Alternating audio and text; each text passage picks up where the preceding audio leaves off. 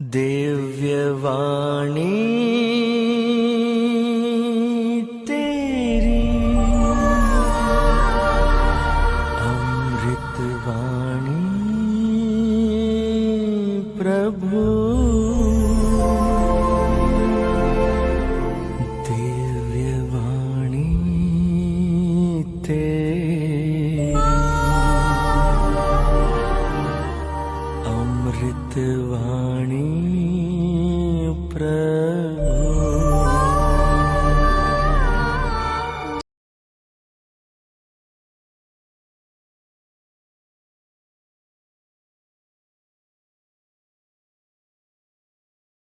मूसा ने लोगों से कहा, इज़राइल तुम्हारा प्रभु ईश्वर तुमसे क्या चाहता है।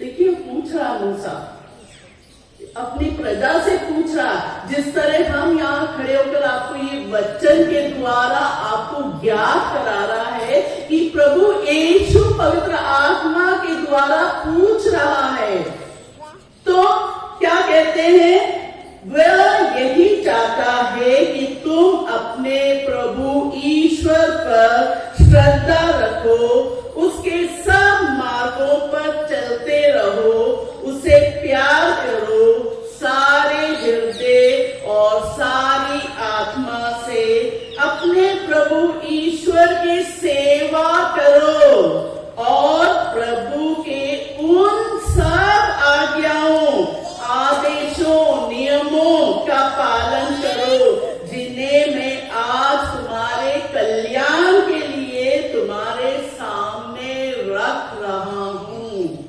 देखिए मूसा चुपचाप वो नियमों को लेकर अपने घर नहीं गया या वो सिर्फ अपने लिए इस्तेमाल नहीं किया, उसने पूरी प्रजा को घोषणा कर बताया कि इन नियमों का तुम अगर सावधानी से पालन करोगे और अपना जीवन उस तरह से जियोगे और अपने बच्चों को भी उस नियमों का पालन करने का आदेश दोगे तो तुम बच जाओगे।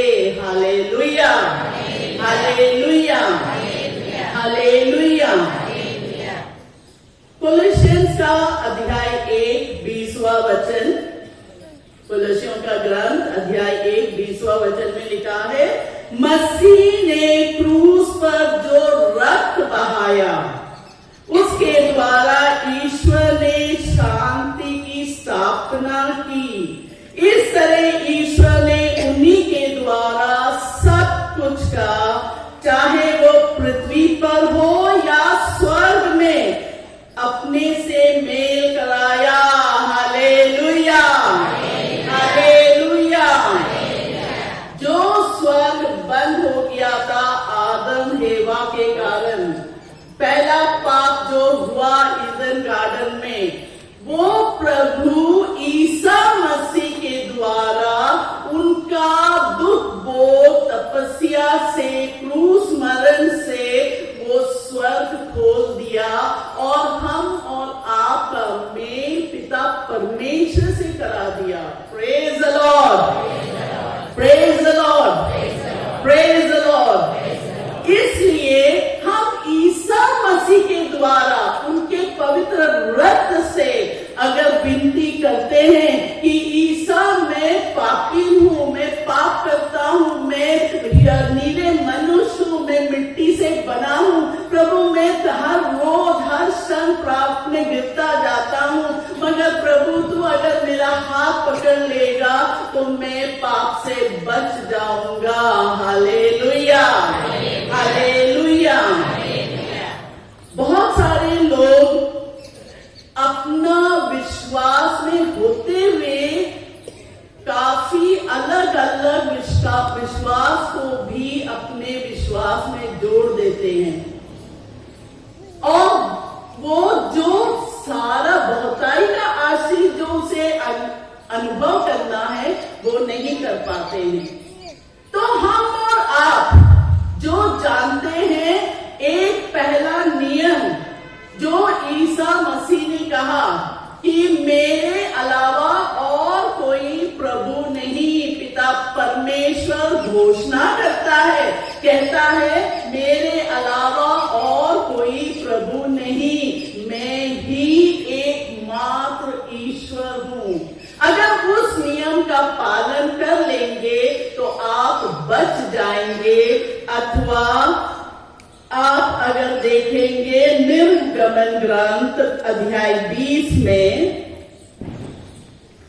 लिखा है, एक बहुत बड़ा वार्निंग, एक बहुत बड़ा संकेत प्रभु दिखाता है और बताता है कि तुम इस उलझन में नहीं पड़ो। लिखा है यहाँ पे वचन 4 में, अपने लिए कोई देव मूर्ति मत बनाओ, ऊपर आकाश में या नीचे पृथ्वी तल पर या पृथ्वी के नीचे के जल में रहने वाले किसी भी प्राणी अथवा वस्तु का चित्र मत बनाओ। उन मूर्तियों को दंडवत कर उनकी पूजा मत करो, क्योंकि मैं प्रभु ईश्वर ऐसे बातें सहन नहीं करता। प्रभु बिल्कुल दृढ़ होकर, निष्ठावान होकर कह रहा कि मैं ऐसी बातें सहन नहीं करता। और इसका आपको क्या लक्षण मिलेगा वो देखिए। ऐसी बातें सहन नहीं करता, जो मुझसे बैर करता मैं तीसरी और चौथी पीढ़ी तक उनकी संतति को उनके अपराधों का दंड देता हूँ। सिर्फ वचन पर आप ध्यान दीजिए, तीसरी और चौथी पीढ़ी के संतति, हम और हमारे बच्चे और उनके आने वाले बच्चे, ये जो दंड अगर हमने अपने ऊपर लिया, किसी दूसरे विश्वास में चले गए और किसी प्रार्थना सभा में, ईसा मसीह इसलिए प्रकट हुआ कि शैतान के सारे कार्यों को नष्ट करे। Hallelujah, hallelujah. शांति का ईश्वर शैतान को तुम्हारे पैरों तले रौंद डालेगा और ईसा मसीह की कृपा तुम्हारे साथ बनी रहेगी। Hallelujah, hallelujah. मैंने शैतान को बिजली की तरह स्वर्ग से गिरते हुए देखा।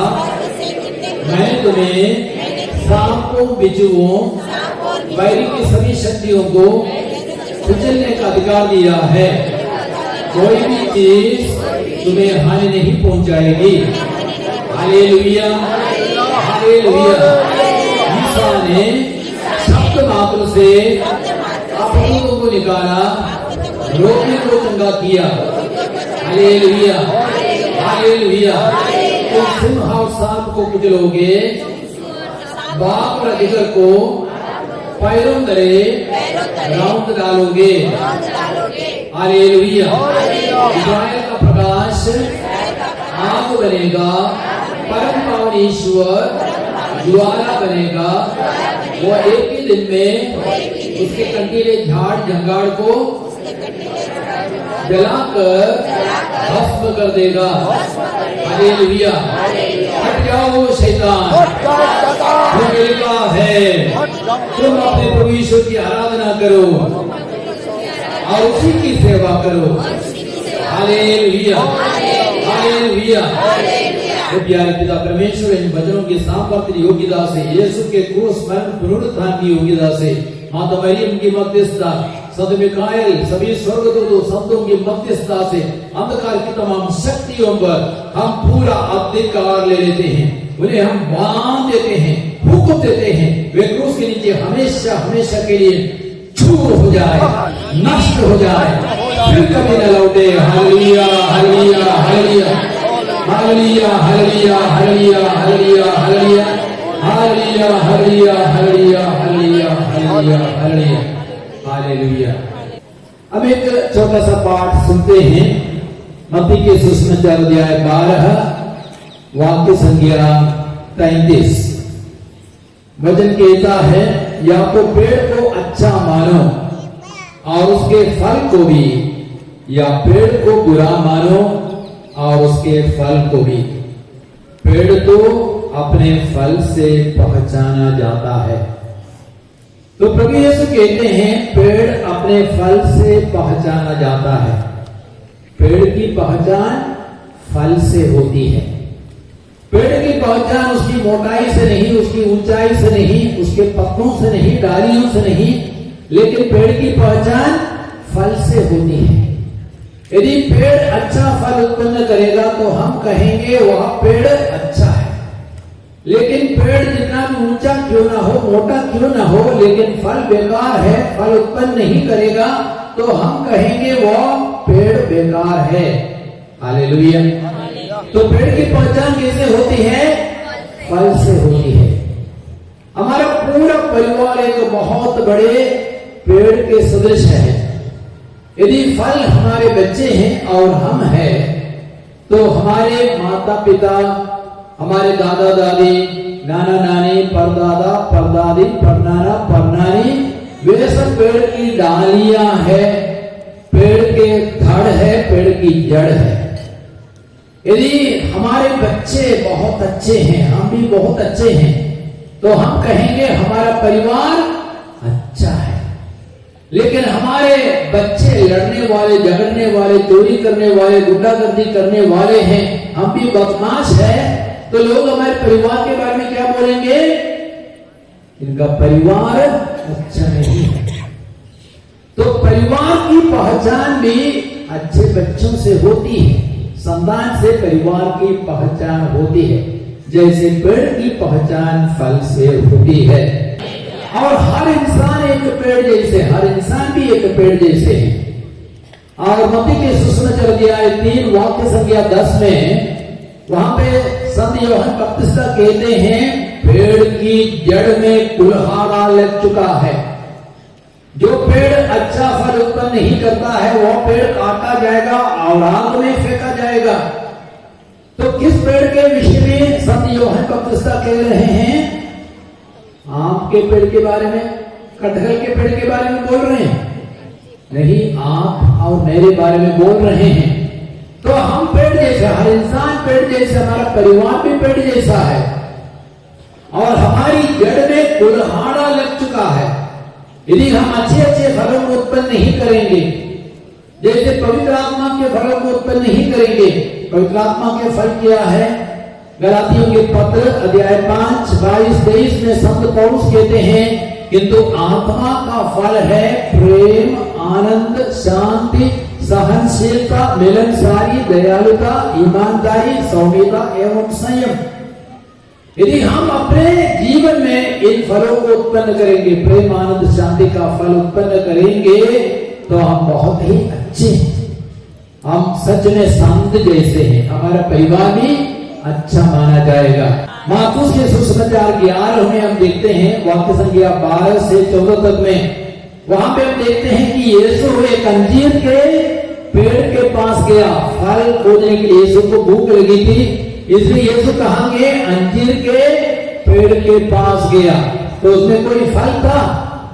बहुत हरे भरे पत्ते थे, लेकिन एक भी फल नहीं पाया। तब यीशु ने क्या कहा?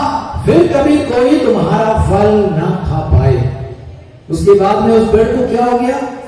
पेड़ सूख गया। तो यदि हम अपने जीवन में अच्छे फल उत्पन्न नहीं करेंगे, हम शापित किए जाएंगे और हम सूख जाएंगे, बर्बाद हो जाएंगे। यूहन्ना के सुसमाचार अध्याय 15:8 में प्रभु यीशु कहते हैं मेरे पिता की महिमा इसी में है कि तुम बहुत फल उत्पन्न करो, तुम्हारा फल बना रहे। मेरे पिता की महिमा इसी में है कि तुम जाकर फल उत्पन्न करो। यदि हम अच्छे फलों को उत्पन्न करके हमारा जीवन, आचरण, व्यवहार अच्छा है, तो हम किसको महिमा देते हैं? ईश्वर को, स्वर्गीय पिता को महिमा देते हैं। लेकिन यदि हम अपने जीवन में गुंडागर्दी करते, बदमाशी करते, दारू पीते हैं, मारते पीटते हैं, तो हम किसको महिमा देते हैं? शैतान को महिमा देते। शैतान बहुत खुश हो जाएंगे हमारे बुरे जीवन से। लेकिन ईश्वर को महिमा देना हो तो हमें अच्छे फलों को उत्पन्न करना है। तो मैंने कहा हमारा पूरा परिवार एक बहुत बड़े विशाल पेड़ के सदृश है। यदि हमारे बच्चे अच्छे अच्छे फल है तो हम माता पिता और दादा दादी, नाना नानी, परदादा परदादी, परनाना परनानी, वे सब पेड़ की शाखाएं हैं, पेड़ के गढ़ है, पेड़ की जड़ है। यदि हमारे बच्चे अच्छे हैं तो हमारे बारे में, परिवार के बारे में लोग कहेंगे इनका परिवार भी बहुत अच्छा है। हालेलुया, हालेलुया, हालेलुया, हालेलुया,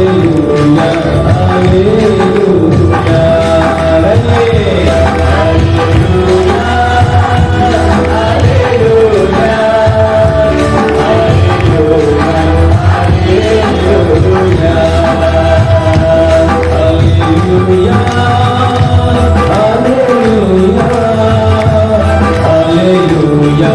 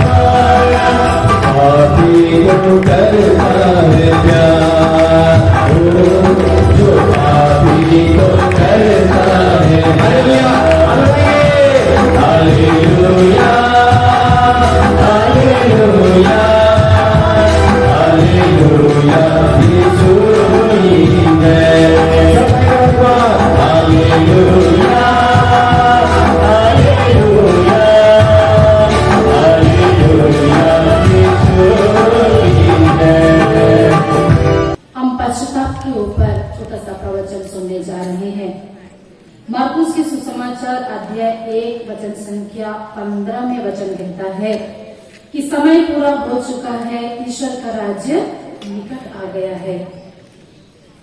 पश्चाताप करो और सुसमाचार में विश्वास करो। प्रभु हमें एक मौका देते हैं फिर से। हम जहां कहीं भी हैं, हमें एक अच्छा पश्चाताप की जरूरत है। हमारे पुराने जीवन को छोड़ने का ये समय है। कल हमारा जीवन जैसे था, आज हमारा जीवन वैसा नहीं होना चाहिए। इसीलिए मत्ती के सुसमाचार अध्याय 3 वचन संख्या 8 में पवित्र वचन कहता है कि पश्चाताप का उचित फल उत्पन्न करो। पश्चाताप का उचित फल उत्पन्न करो। जब हम पाप स्वीकार करते हैं, अपने पापों को छोड़ने का निर्णय लेते हैं और ठान लेते हैं कि आज से मैं एक नया जीवन जीऊंगा, मैं एक प्रभु के साथ, हम एक वादा करते हैं पाप स्वीकार करते हुए, पश्चाताप करते हुए, अब हम पवित्र आत्मा का फल को उत्पन्न करते हैं। मत्ती के सुसमाचार अध्याय 3 में वचन कहता है कि यूहन्ना बपतिस्मा ने कहा, प्रभु का मार्ग तैयार करो। प्रभु का मार्ग तैयार करो। प्रभु का मार्ग तैयार करने के लिए यूहन्ना बपतिस्मा पहले आए और प्रभु का मार्ग तैयार करने, लोगों को वचन सुनाने लगे। आज प्रभु यीशु हमारे जीवन में आने वाले हैं। पवित्र मिस्सा पूजा बलिदान के द्वारा, पवित्र आत्मा के बहुत सारे विभिन्न प्रकार के वरदानों के द्वारा आज प्रभु मेरे आपके जीवन में आने वाले हैं। इसीलिए ये पाप स्वीकार संस्कार कलीसिया हमें देती है ताकि हम प्रभु के मार्ग तैयार करें। हमारे हृदय जो टेढ़ा मेढ़ा हो गया है, हमारा चाल चलन, हमारा व्यवहार पाप के कारण जो बिगड़ गया है, उस मार्ग को हमें क्या करना है? सीधा करना है एक अच्छा पाप स्वीकार के द्वारा। पश्चाताप हृदय से हम प्रभु के पास लौट आए। प्रेरित चरित्र अध्याय 3 वचन संख्या 19 में हम पढ़ते हैं, पेतरुस कहते हैं, आप लोग पश्चाताप करें और ईश्वर के पास लौट जाए, जिससे आपके पाप मिट जाए। हम किसके पास लौटे? किसके पास? प्रभु के पास, ईश्वर के पास। जब हम प्रभु के पास लौटते हैं, हमारे सारे अपराध क्षमा हो जाते हैं। प्रभु हमारे हृदय के ताव लेने वाला ईश्वर है। वो जान जाता है कि मेरे बच्चे इस घड़ी इस वक्त ये निर्णय ले रहे हैं कि अपने पापों को वे छोड़ेंगे,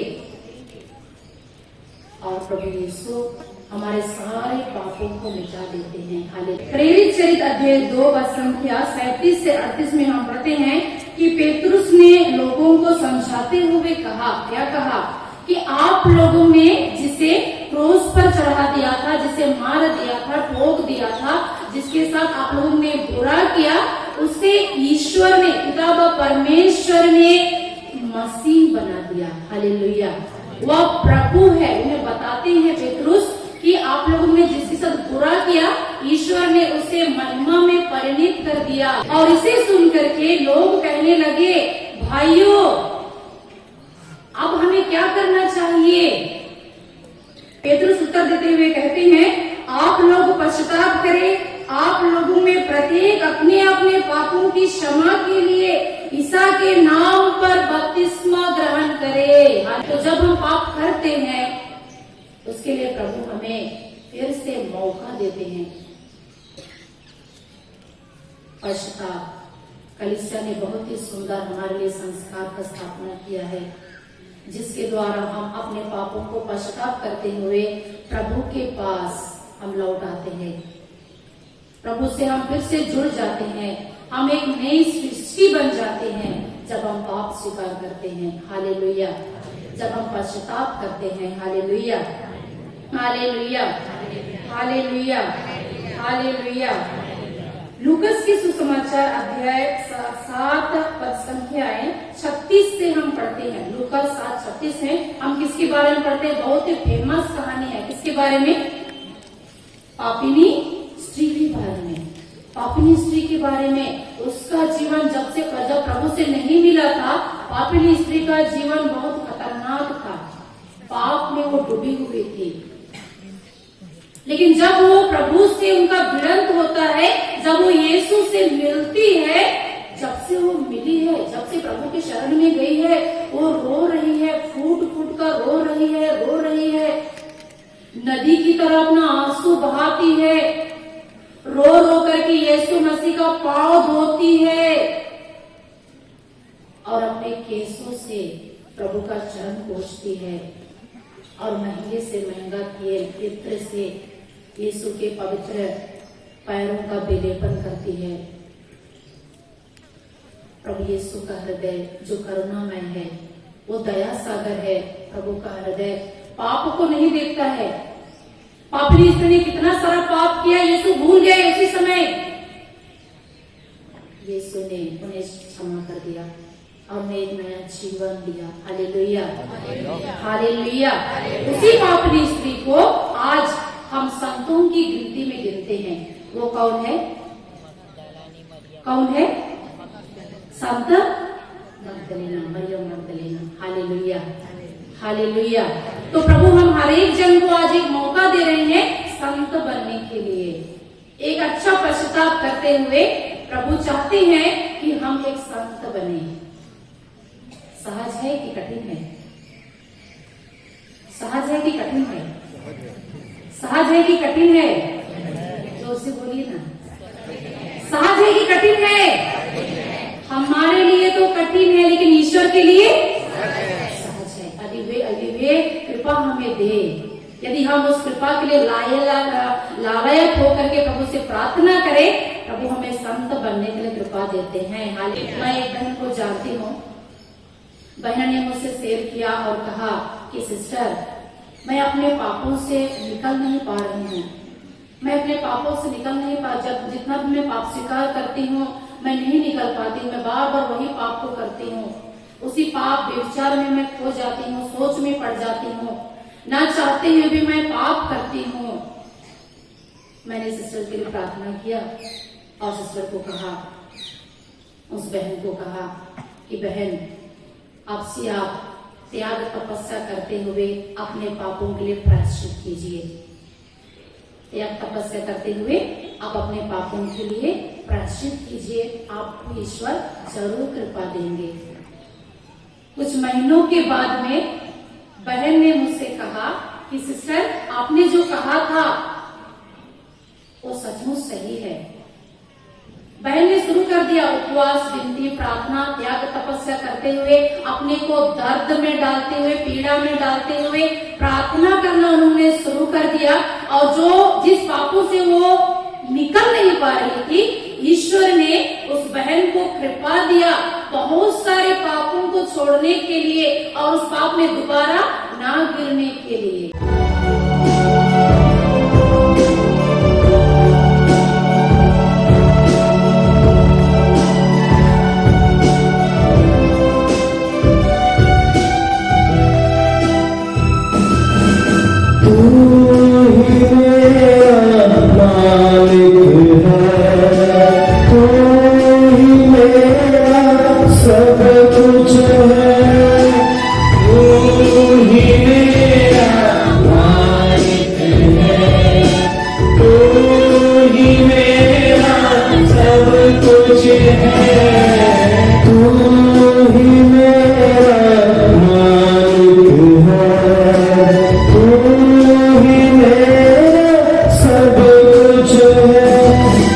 प्रभु